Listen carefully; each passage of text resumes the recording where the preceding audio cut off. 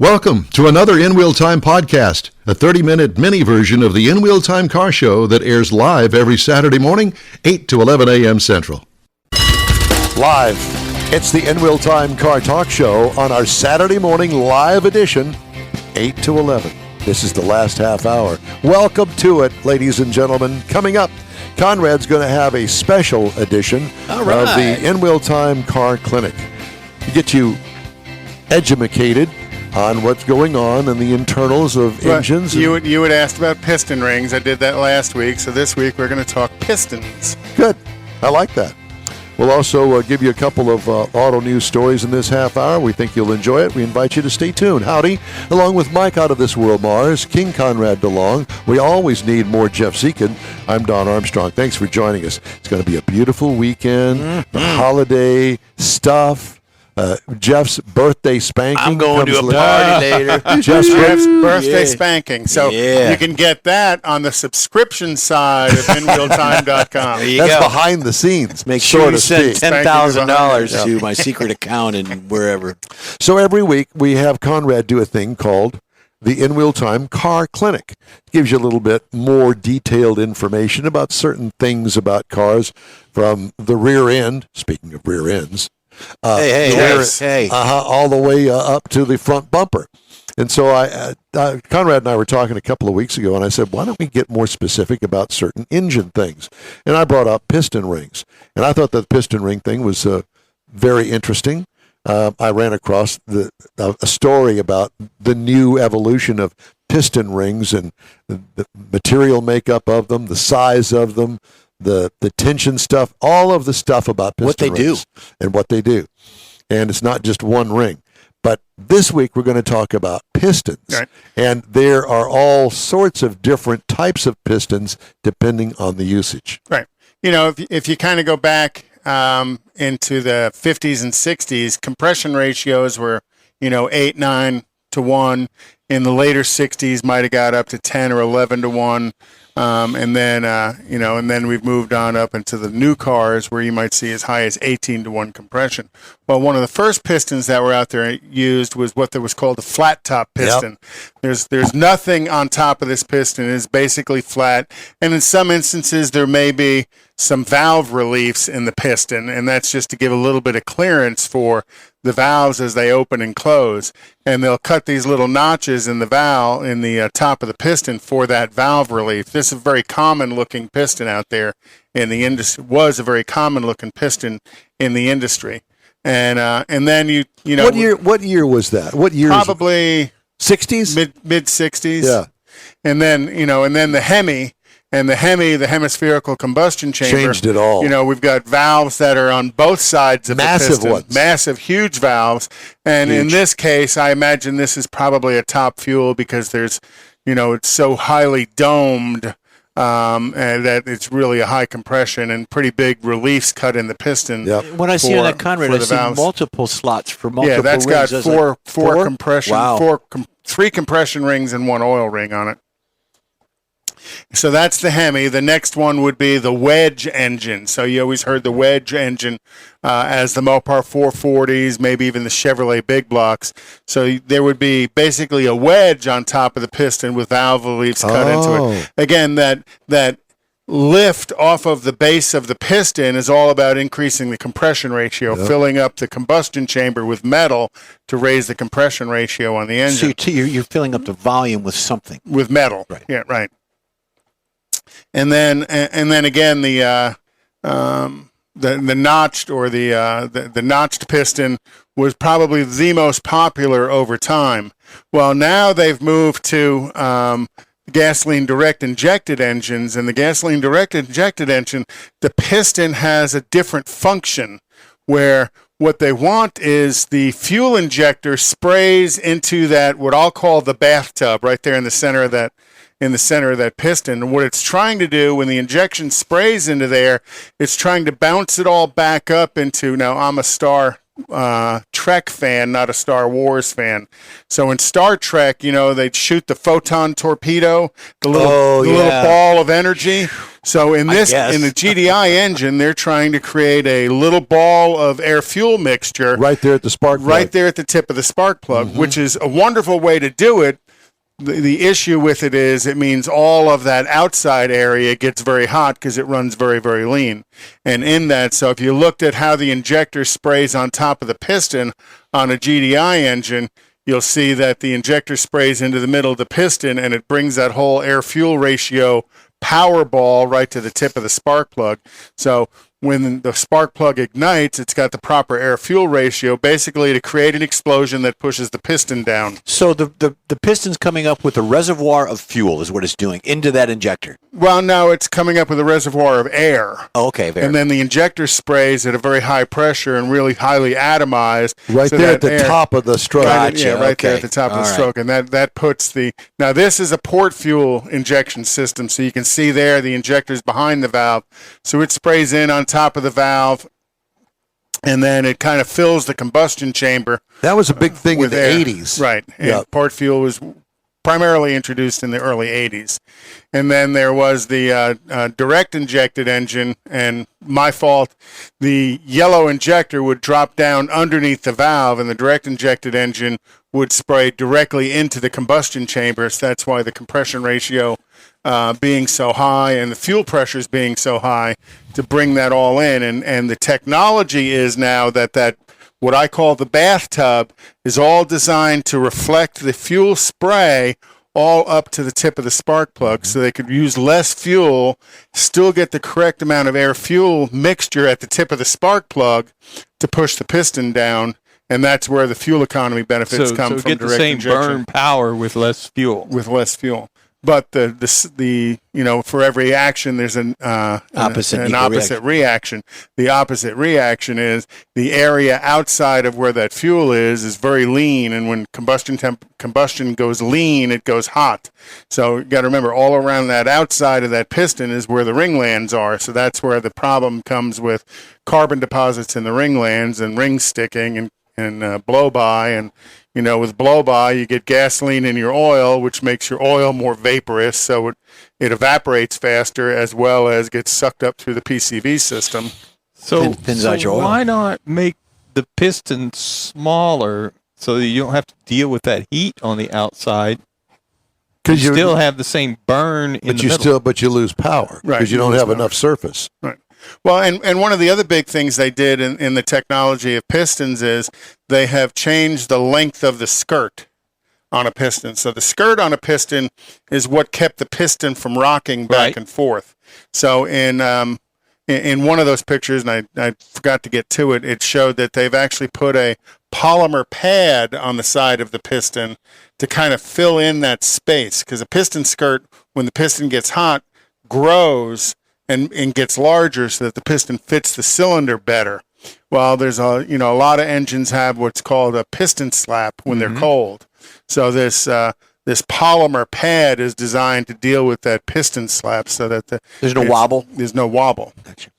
And it's kind of like Don and Jeff. They have short skirts as well. I have to tell you that my dad worked for a company called Waukesha Motor Company. And they developed industrial engines, all sorts of sizes, from a little small 4-cylinder that actually was developed to start great big, huge 12 and 16-cylinder engines that wouldn't even fit in this room. They're so big. And he worked in the laboratory. And in the laboratory, they did all of the testing and found out, the best way to fuel them. Many of them were gasoline-driven. Most of them were diesels. Some of them were natural gas-driven engines. And he was in this laboratory where they actually blew up engines. And then they looked at the damage and what caused it to blow up. Was it the RPM? What couldn't handle the RPM? The most efficient way to get injections into fuel each of into the combustion chamber. Right, all of that. And all of those were pretty much injected engines back in the day. And I think that they still are. That company has changed hands, and Dresser bought them and moved the factory up to Canada. But at any rate, he worked in the laboratory, and that's what they did. And I'm sure your dad would enjoy that piece because I'm sure he saw most of this evolve in his hands as the design of engines changed over time. So pistons are round. We get that. Not all. I was going to say, aren't there some that are oval shaped? Honda made a racing motorcycle with an oval shaped piston. It was a V4 engine. And a kidney bean shape almost. It ended up being outlawed because it was just too advanced. Radical. Yeah, too advanced for everything. Why would you do that? Save space? Well, to save space, but also, you talked about the surface area is what creates the power. So it gave them an opportunity to make more surface area on the piston in a smaller combustion area compartment. Right. There you go. Yeah, because it's all about size of the engine as well as size of what you're doing inside the engine. So let me ask you this. So back, 69, 70, 71, we were putting flat tops in. We were trying to get compression ratios up 11, 12 to 1 or something like that. But then when the smog world came in, everything dropped to like 8, 8.5 or something. So, and now it's kind of cycled where it's coming back up. Why did they do that if it's more efficient at the higher compression ratios? Well, it's more efficient because the fuel delivery systems are more efficient today. Back then, when you were doing that, you were doing a Holly or a Quadrajet, or maybe even a Carter if you were high tech. No, we had Hollies. That's as far as we got. It's whatever they could get out of the junkyard. But, a carburetor spray is not an efficient fuel delivery system. They may work correctly, but they're not an efficient fuel delivery system. So they had to lower the compression ratio to make sure more of it burned efficiently so the catalytic converter could clean it up. Today, they can get a good clean burn because they're spraying much less fuel in to create, remember what I said, that little photon torpedo right there at the tip of the spark plug. So that burns more efficiently so they can raise the compression ratio and not have to worry about unburned fuel passing through the exhaust, which is the exhaust emissions that the federal government's concerned Well, I with. knew it had something to do with the smog. I mean, that's what everybody said. Oh, it's the smog. Take the smog stuff off. But didn't really understand the reasoning. They don't even use that technology in air pumps and stuff like that. And that's what I was just about to say. You got to remember, back in those days, you had an air pump. You actually had a belt-driven pump on the front of the engine that pumped oxygenated air into the exhaust manifold, trying to burn off that unburned fuel. Or dilute it. Actually trying to burn it off, trying to light it up and burn it off in the exhaust stream as it was headed for the catalytic converter. Yeah. And even before catalytic converters, that air pump was part of it. Air injection reaction is what air stood for, because they were just literally trying to keep the burn happening to kind of clean up. If you stop and think about all of that, how far we've come in such a short period of time. Right. Some of my favorite car shows are the Restores show, and also, believe it or not, don't laugh at me, wheeler dealers, because they deal with some of that stuff, and they buy cars. They just recently bought an old, I don't remember what it was a Triumph or something. They buy some of the weirdest cars. They did. The engine was built for leaded fuel, and they would put additives in it without having to do anything to the engine. Well, two of them actually, engines, little 4-cylinder engines that really had no horsepower per se. They wound up with having to convert them, and to convert them really wasn't that big of a deal. You take the head off and you strengthen the valve seats. And that's really all that they needed to do. But it was a valve job on a car, so it was expensive to do because you had to send it to a machine shop to do it. And you said that burning the fuel in the manifold or in the exhaust system before it got to the catalytic converter, you said technology's way in advance to the today from the air pump. We still have a catalytic converter. Oh, yeah, we still have a catalytic converter. The technology on that piece of equipment has increased, but you still have that part. Yeah, you do. And if you think about it, on the catalytic converter, you have 2 oxygen sensors. Right. You have one before the converter, which is an oxygen sensor. Believe me, if they're replacing your oxygen sensor, they may not know what they're doing. An oxygen sensor, all it does is tell the computer how much oxygen's in the exhaust stream. And the purpose of that is efficiently burned fuel, there should be very little oxygen in the exhaust stream. Inefficiently burned fuel, there's going to be a lot of oxygen left in the exhaust stream. So the O2 sensor tells the computer, hey, there's a lot of oxygen, and it's going to adjust the fuel mixture. Or, hey, there's very little oxygen, and it's going to adjust the fuel mixture. So if you get an O2 sensor code, first off, it means the oxygen sensor is working. When the guy at Advanced Auto Parts starts selling you an O2 sensor because you set a PO 130 or 172 code, they're wrong. The O2 sensor is working. That's why it set the code. There's something else wrong with the system. The fuel delivery system tends to be a vacuum leak, or it tends to be an injector that's dripping. Pick one. That's generally where the issue is. I hate it when my injector drips. I know it. I have a bill for that.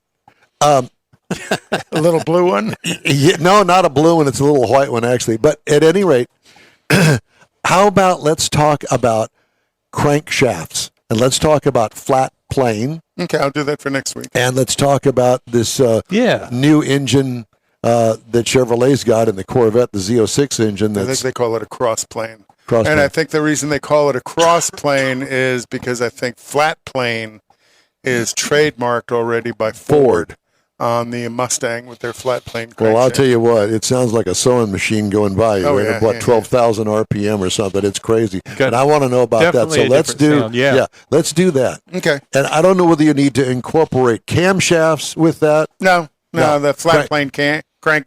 Yeah, standard crank, a flat plane, and this cross. Yeah, and really, if you say flat plane, it just means, you ever had a crankshaft out? Wait.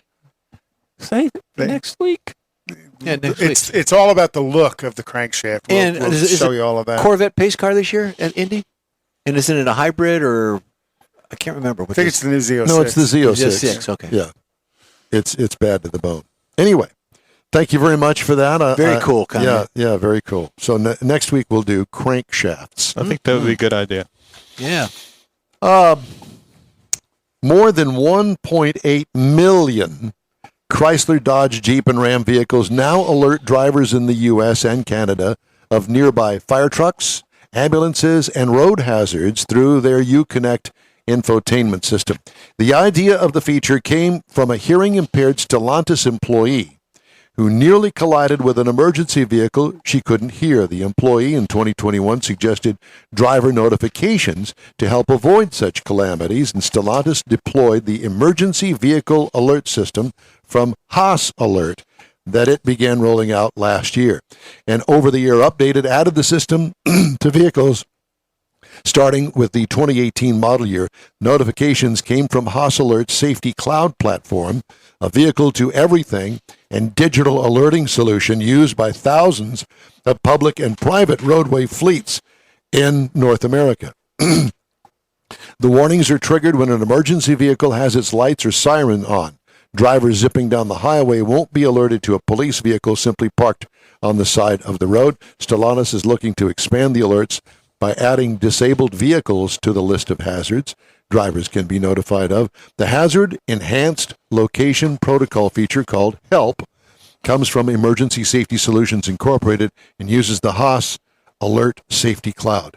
That story from Automotive News, and if you want any of these more details on these stories, go to automotivenews.com. There you go. Which kind of goes to our earlier interview today with Summit about how the interconnectivity of the vehicle and the data that can pass from the vehicle to the OEMs can also pass from emergencies to the vehicle. Well, and also the vehicle that they couldn't hear, assuming it's electric, and who covers that insurance?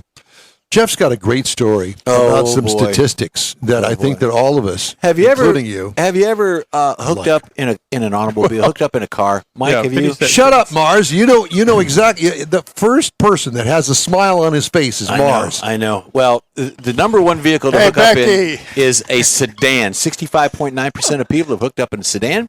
40% of 40.6% of people have hooked up in SUV.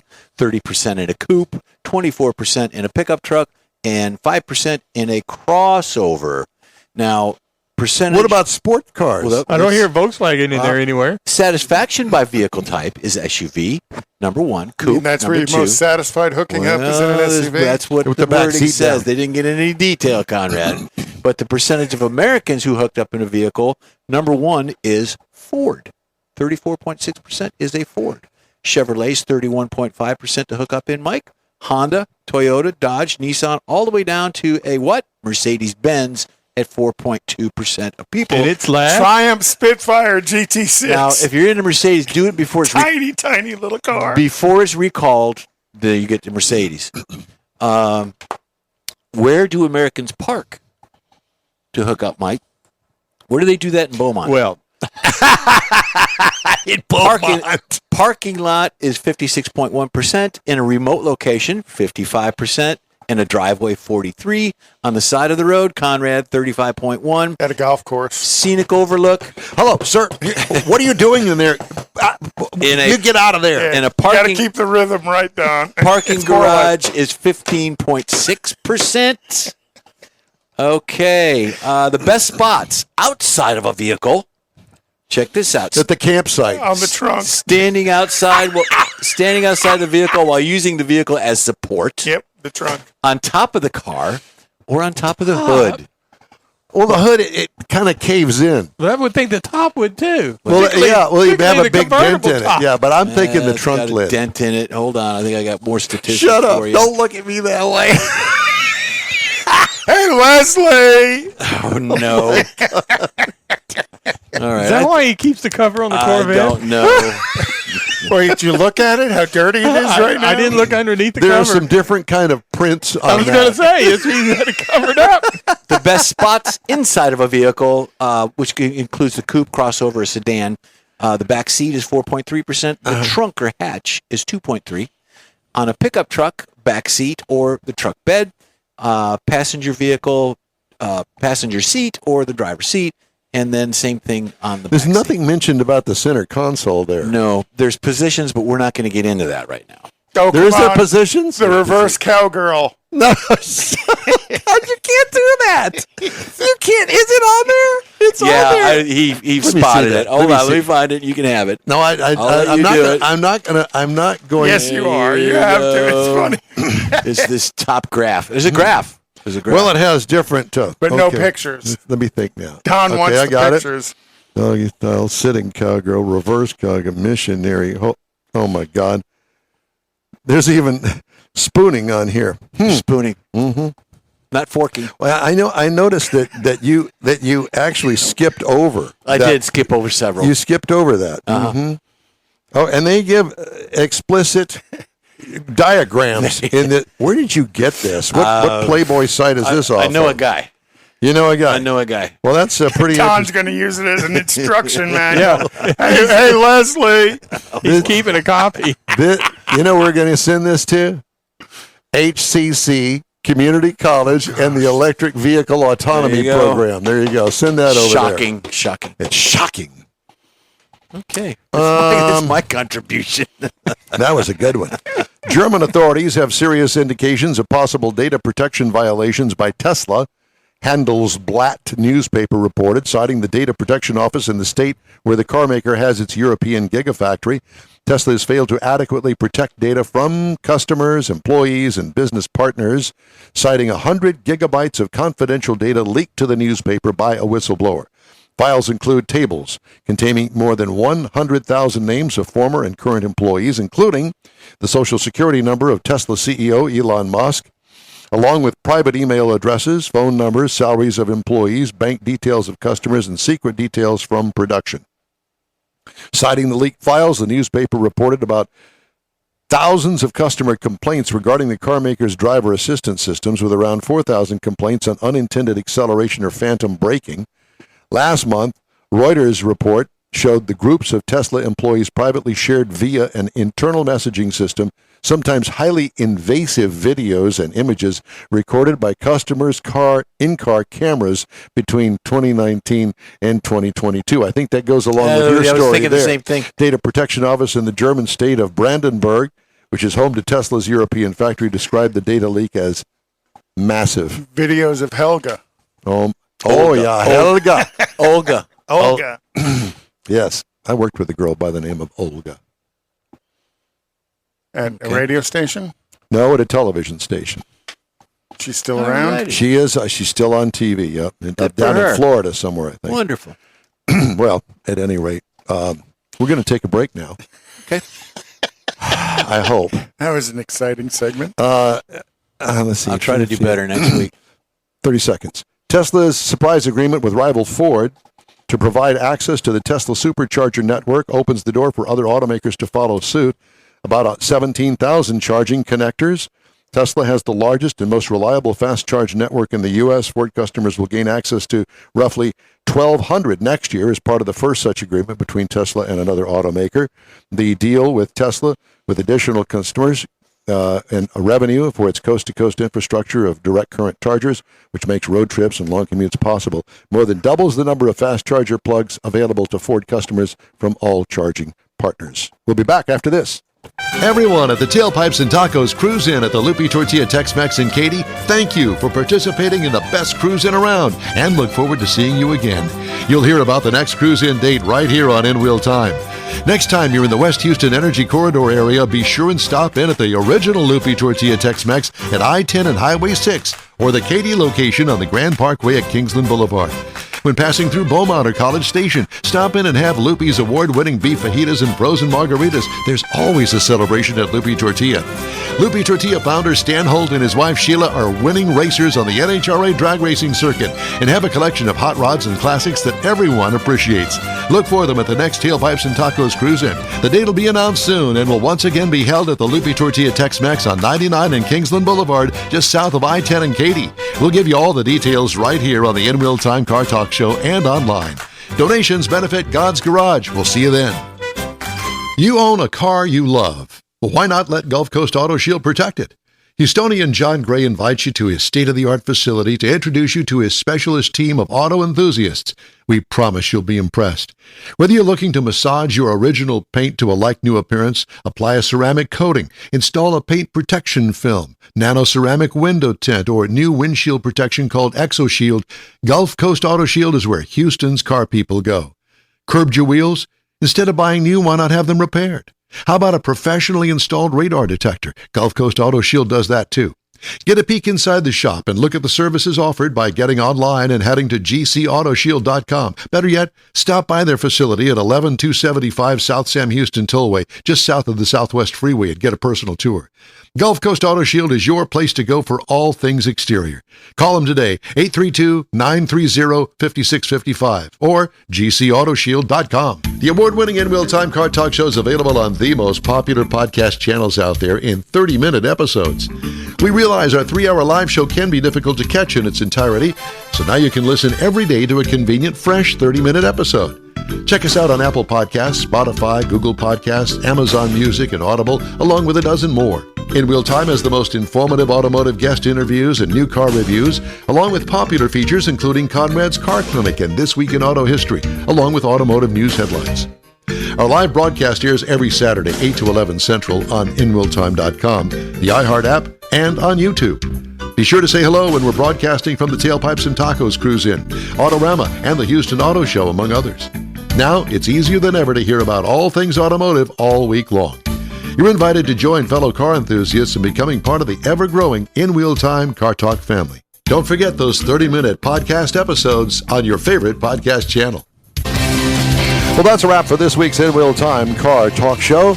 When you're online, check out our Facebook page. Give us a like, tell your friends about us, and share our junk if you would, please. You'll get Conrad's unicorn hunting features, along with all things automotive all week long, including new car reviews, upcoming events, cruise-ins, racing events, and other informative and entertaining car and truck goodies. You can find the In Wheel Time Car Talk Show 24/7 on the iHeart Radio app.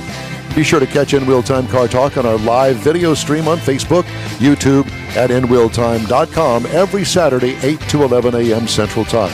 Daily 30-minute podcasts are available from over a dozen of the most popular podcast providers. The In Wheel Time Chief Engineer is David Ainsley. Our Marketing Advertising Advisor and Video Technical Director is We Need More, Jeff Zekin. For Booking Agent and Podcast Boy, Mike Mars. Along with Mr. Know-It-All, his royalty, King Conrad DeLong, I'm Don Armstrong. Next week, we're live again, Saturday, May 27th, 2023, and all of these In Wheel Time Car Talk outlets right here on the Smoke and Mirrors Network, 8 to 11 a.m. Central Time. Have a great weekend. Be safe. Enjoy this holiday weekend with your family, and so long for now, and happy birthday to We Need More, Jeff Zekin. Right. Yay.